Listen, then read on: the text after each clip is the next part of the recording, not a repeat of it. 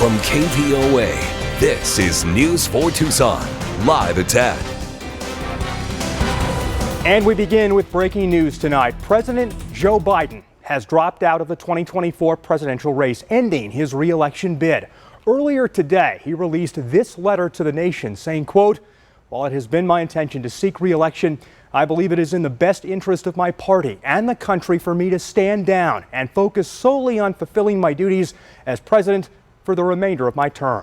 And 1 hour after posting that letter on X, the 46th president then posting a photo with Vice President Kamala Harris offering his full support and endorsing Harris to become the Democratic Party's presidential nominee. Good evening, everybody. Thank you for being with us tonight on this consequential night in American history. I'm Eric Fink.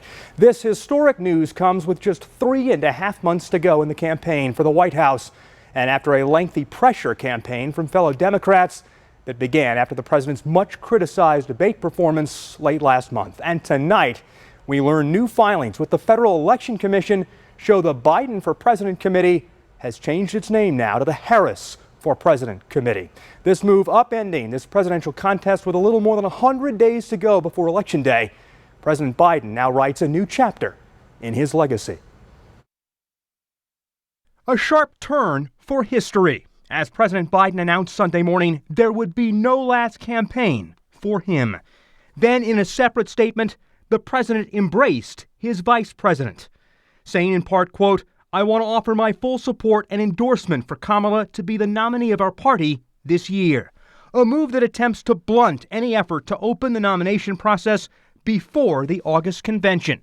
The president had praised Harris in a press conference that was intended in part to settle doubts about his candidacy.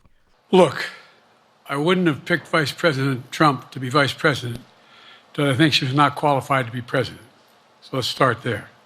The vice president offering thanks to the Bidens and making her intentions clear, writing in part in a statement, quote, "I will do everything in my power to unite the Democratic Party and unite our nation to defeat Donald Trump."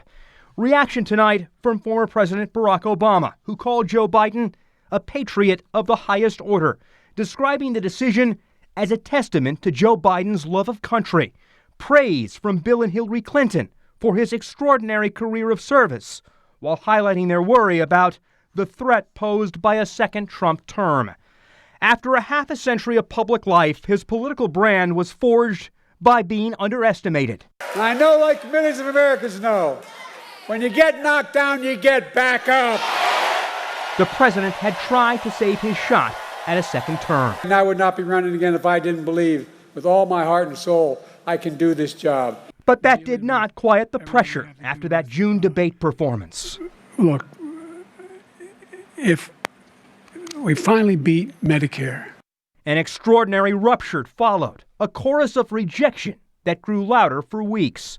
I think a new generation, it's time for a new generation to try to heal the party and heal the country. The president is not capable of delivering the message in an effective way. I don't think he should stay in the race.